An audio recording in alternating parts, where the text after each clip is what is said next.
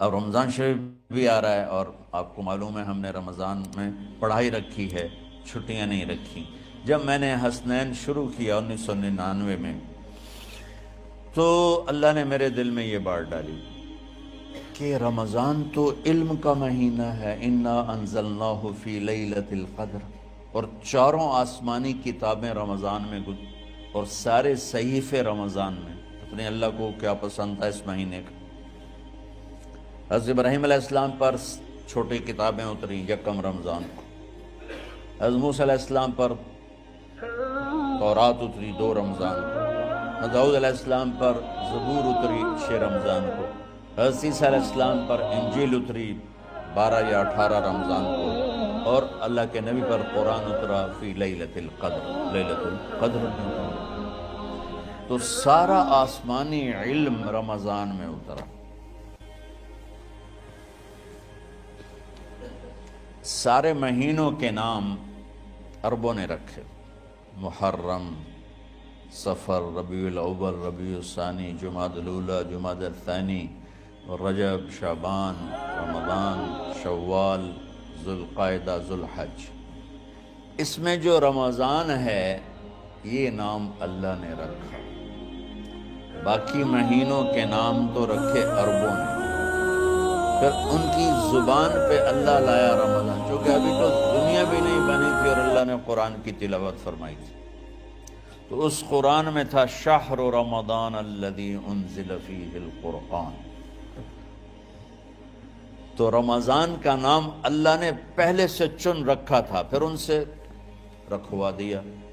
رمضان کہتے ہیں رمض یرمض، جل جانا، جل جانا۔ رمضان کو رمضان کیوں کہتے ہیں؟ کہ اس میں گناہ جل جاتے ہیں۔ مسلمان پہلا روزہ رکھتا ہے اور اس کے گناہ اللہ جلانا شروع کرتا ہے، اس کی بھوک پیاس کی آگ میں گناہوں کو ڈالتا ہے، جلاتا ہے۔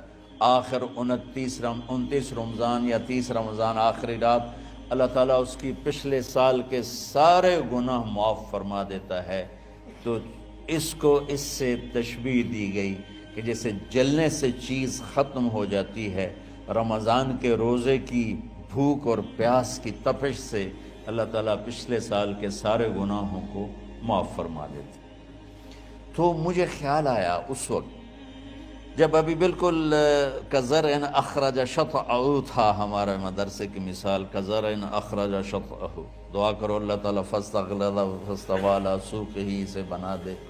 امید تو ہے کہ کچھ شکل اللہ نے بنا دی، اللہ اسے پوری دنیا میں پھیلا دے۔ میری تو تمنا ہے کہ ایک ایسی مثبت سوچ کے علماء کے اللہ میرے ذریعے سے تیار کروا دے جو امت کو جوڑنے والے ہوں، توڑنے والے ہوں۔ کتنا ظلم و ستم ہے کہ پیسے بھی لیتے ہیں اور امت کو توڑ کے چلے جاتے۔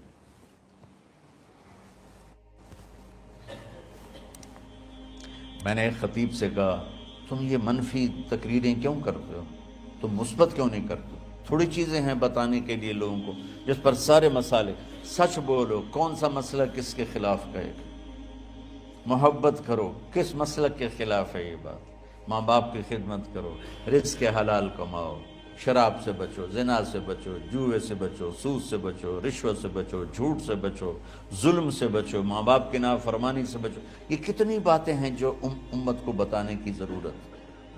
کہنے لگا یہ پھر پیسے نہیں لبدے، پیسے ہی اس گل دے لبدے کہ آج تسی فلانے آندہ توا لین بجامنا، اگر میں توا نہ لگاؤں تو میں تو نہ پیسے نہیں دے میں۔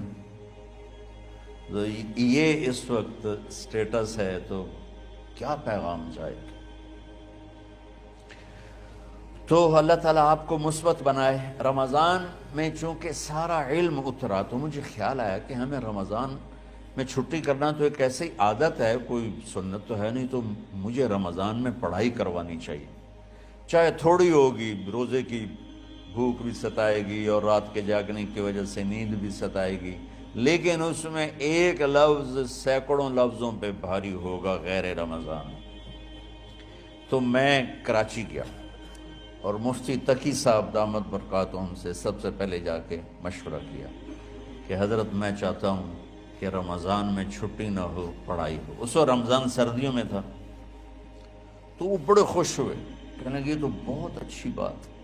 اصل میں ہمارے اکابر نے رمضان میں چھٹیاں اس لیے رکھی تھیں کہ سارا سال تو عبادت ہوتی ہے بالواسطہ، پڑھنا پڑھانا عبادت ہے ایک واسطے کے ساتھ، اور روزہ، نفل، تہجد، تلاوت یہ عبادت ہے بلا واسطہ۔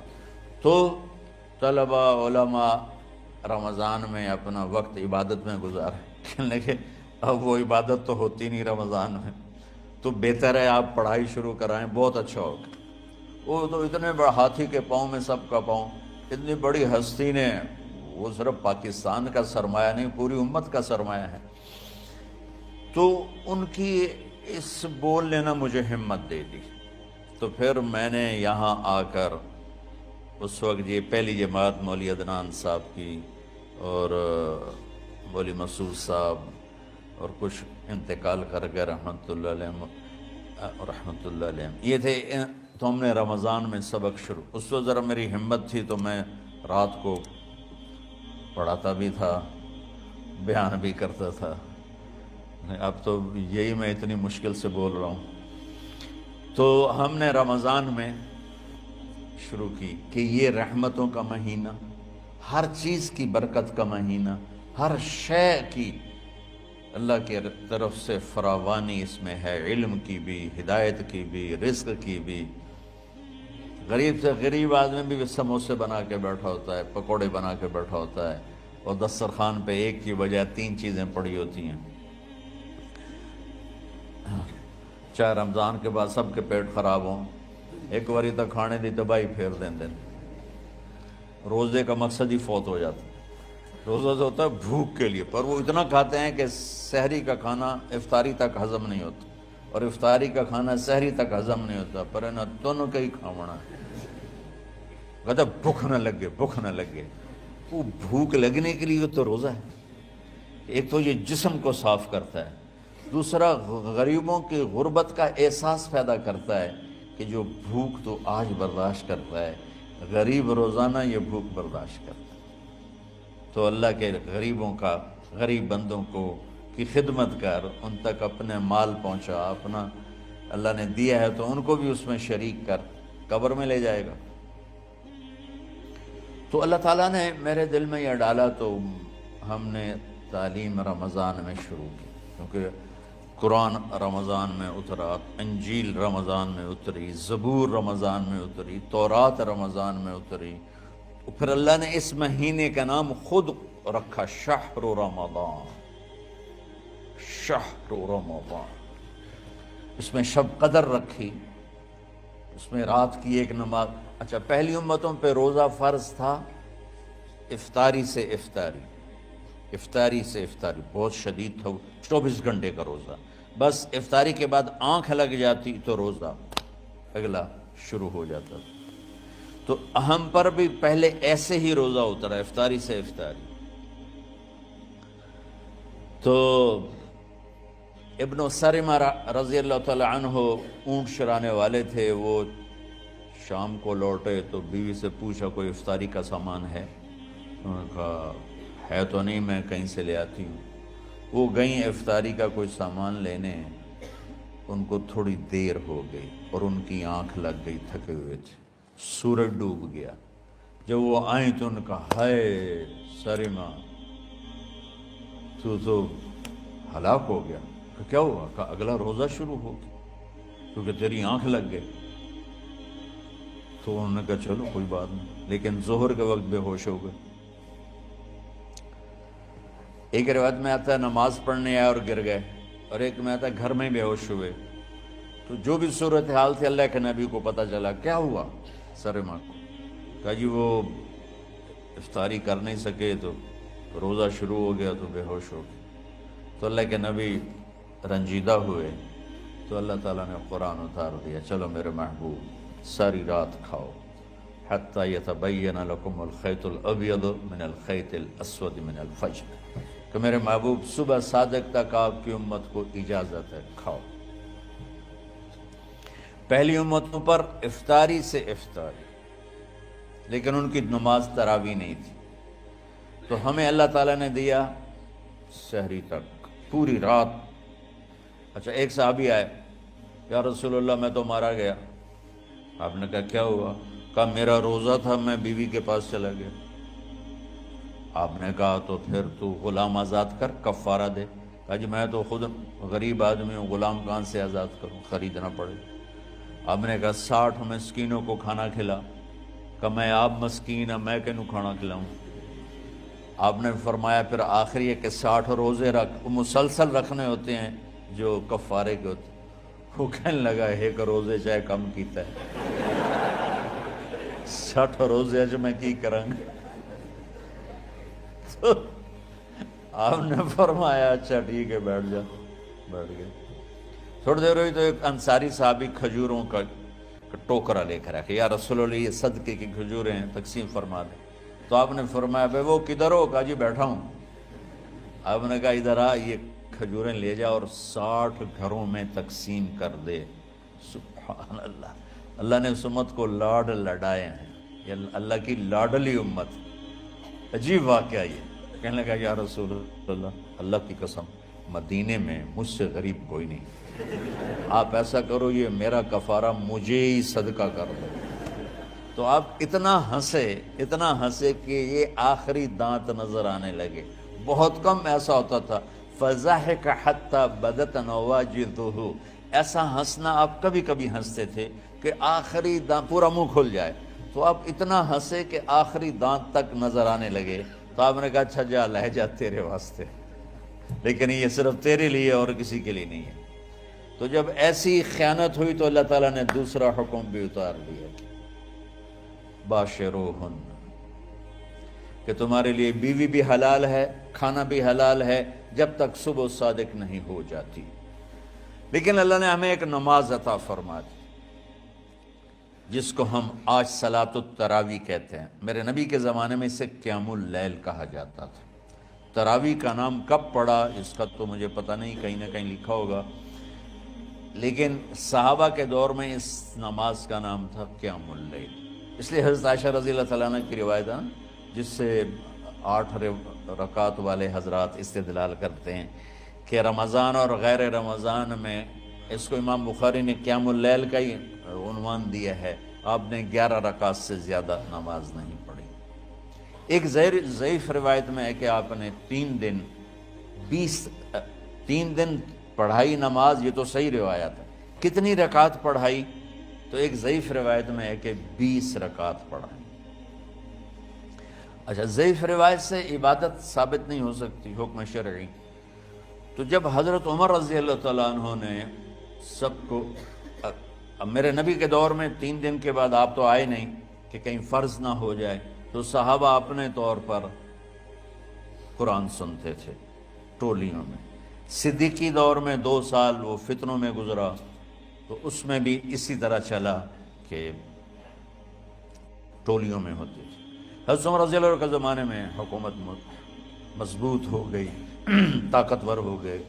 تو ابتدائی سالوں میں نہیں, چند سالوں کے بعد اب مسجد میں تشریف لائے تو لوگ اس طرح کوئی 4 ادھر 4 ادھر 5 ادھر 10 ادھر 20 ادھر, کہنے لگے ان کو ایک ہی امام پہ جمع کر دیا جائے تو کتنا اچھا ہوگا. تو آپ نے سب کو اکٹھا کیا اور ابی بن کعب رضی اللہ تعالیٰ عنہ کو امام بنایا اور سب کو ایک نماز پہ جمع کر کے 20 رکعت کا حکم عطا فرمایا. تو حضرت عمر کا یہ عمل اس حدیث کو مضبوط کر دیتا ہے کہ چونکہ میرے نبی نے کہا علیکم بسنتی و سنت الخلفاء الراشدین من بعدی, کہ میری اور میرے خلفاء راشدین کی سنت پر مضبوطی سے عمل کرنا. تو حضرت عمر کا جو 20 رکعت طے کرنا ہے, اگر ان کا اپنا اجتہاد ہے تو بھی ہمارے لیے عمل کے لیے کافی ہے, اور اگر ان کو یہ یاد ہے کہ میرے نبی نے 20 پڑھی تھیں تو اور زیادہ اچھی بات ہے. لیکن بہرحال جو 8 پڑھتا ہے ہمارا اس پہ بھی کوئی اعتراض نہیں, چونکہ وہ بھی حدیث کے ساتھ بات کرتا ہے, اور باقی پوری امت 20 پڑھتی ہے ان پر بھی اعتراض نہیں. میں ایک جگہ سے گزر رہا تھا, نماز کا وقت ہو گیا, اہل حدیث کی مسجد تھی, میں وہاں نماز پڑھنے چلا گیا تو ایک بہت بڑا اشتہار لکھا ہوا تھا, 20 تراویح ثابت کرنے والے کو 5 لاکھ روپے انعام. کہ کس قدر بے وقوفی ہے اور کس قدر احمقانہ یہ امت کی باتیں ہیں کہ 20 تراویح، سینکڑوں سال سے امت کا عمل 20 تراویح آ رہا ہے۔ تراویح کا نام جو پڑھا مجھے یوں لگتا ہے کہ اہل مکہ، یعنی اہل مکہ جو تھے نا، وہ 4 تراویح پڑھ کے ایک طواف کرتے تھے، تو وہ آرام کے لیے ہوتا، ترویحہ آرام، تھوڑی دیر کا آرام، تو 4 تراویح کے بعد ایک طواف کرتے تھے۔ وہ چھوٹا سا طواف 10 منٹ میں ختم ہو جاتا تھا، اور پھر 4 تراویح پڑھتے تھے، پھر طواف کرتے تھے، پھر 4 پڑھتے تھے، پھر طواف کرتے تھے۔ یہ صحابہ کے تھوڑے بعد کے دور کی بات۔ تو مدینے والوں کو پتہ چلا کہ مکے والے تو یہ کرتے ہیں، وہ کہنے لگے اساں کی کریے؟ انہوں نے کہا اسی 40 تراویح پڑھیں گے، 40 رکعت۔ وہ 40 رکعت پڑھتے تھے۔ تو نوافل میں کوئی سختی نہیں کہ بھائی 8 سے زیادہ نہیں پڑھنی، بدعت ہو جائے گی، اور 20 پڑھنا بدعت ہے، یہ سب جہالت کی بات ہے۔ اور یہ 8 پڑھ رہے ہیں یہ غلط ہے، یہ بھی حماقت کی بات ہے۔ جو صحیح حدیث سے دلیل پکڑ کے کوئی عمل کرتا ہو تو بھائیو اس سے بحث نہ کیا کرو، مناظرہ نہ کیا کرو، یہ بہت نادانی والی بات۔ اور امت کا خلق لاکھوں کروڑوں انسانوں کا ایک عمل پہ جمع ہونا، یہ بذات خود اس کی طاقت کی ایک دلیل۔ اور حرمین جب سے میرے رب نے، حضرت عمر نے 20 رکعت شروع کی، آج تک وہاں بھی ساری مساجد میں 8 رکعت تراویح ہوتی ہے، لیکن حرمین کی مسجد میں 20 رکعت، ادھر بھی ادھر بھی۔ اور یہ جو وہ وہاں ختم قرآن پہ دعا نہیں مانگی جاتی، یہ کس کا عمل ہے؟ حضرت عثمان کا۔ حضرت عثمان نے اپنے دور خلافت میں تراویح پڑھانے والے سے کہا جب قرآن ختم کرو تو دعا کرنا۔ وہ کہنے لگے جی کیا دعا کروں؟ کہ جو تیرے دل میں آیا کرنا۔ تو ختم قرآن کی رات تراویح کی آخری رکعت میں من الجنت والناس کے بعد دعا کے لیے ہاتھ اٹھانا، یہ حضرت عثمان رضی اللہ تعالیٰ عنہ نے اس کو زندہ فرمایا۔ اور امام دعا کرتا تھا 1 منٹ، 10 منٹ، 20 منٹ، جتنے بھی، اور پیچھے لوگ آمین کہتے تھے۔ وطر کی جماعت نہیں ہوتی تھی، وطر کو باجماعت حضرت مولا علی رضی اللہ تعالیٰ عنہ نے شروع کی کہ وطر کو بھی باجماعت پڑھا جائے۔ تو یہ ان کی سنت ہے کہ وطر کو باجماعت پڑھا گیا۔ تو اب یہ لہٰذا یہ سارے سنت جو کام ان خلفۂ راشدین سے ہوا وہ بھی سنت ہے۔ تو اللہ نے ہمیں ایک عبادت دے دی کہ میرا قرآن پڑھو اور سنو۔